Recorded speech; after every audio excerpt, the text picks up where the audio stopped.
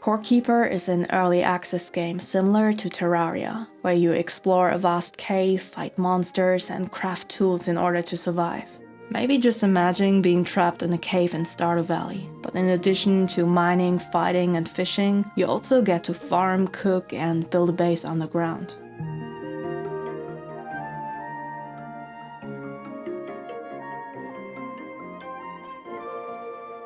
When I first came across this game a few months ago, I did not expect it to be so massive and so polished.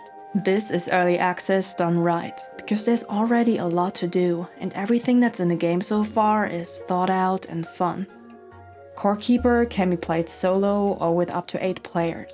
There's different biomes and the world around you is procedurally generated, but you will always spawn right next to an ancient core that you need to power up somehow. Depending on the background you pick, you start out with nothing but a single tool and some food.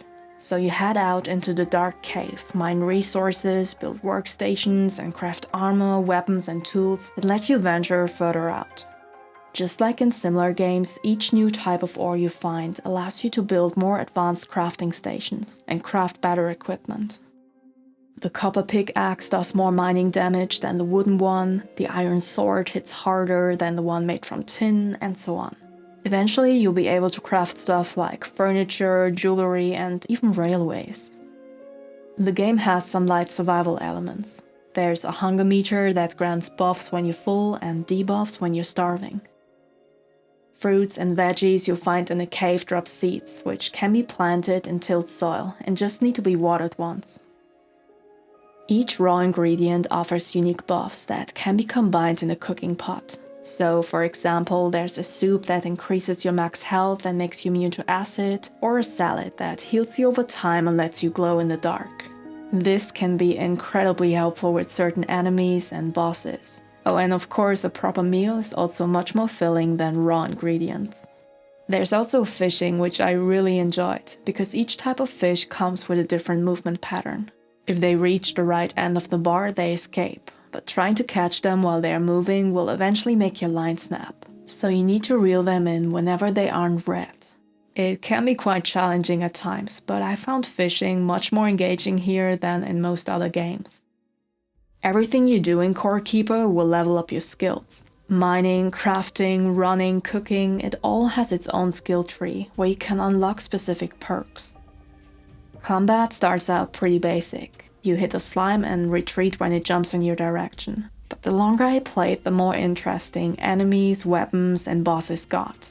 To avoid spoilers, I'm not gonna show any of those and stick to early enemies and one of the bosses shown in the trailer. But the latest biome is by far my favorite, and I can't wait to see what's next.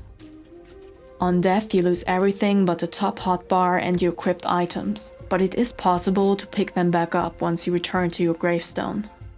Before wrapping this up, I want to mention 2 things that I wish I knew from the start. You can hold shift to switch from the item you're currently holding to your torches, which allows you to quickly lighten up the place. And whenever you want to store stuff, open the chest and press Q to instantly transfer every item that's already in there. I think Core Keeper has a lot of potential. It combines many popular features from different games, is very chill and easy to get into. It's great with friends but also alone, and it has a nice progression. I played for more than 25 hours and I'm really excited for what's to come in future updates. Even though it's in early access, Core Keeper already offers many hours of fun, so I recommend checking it out.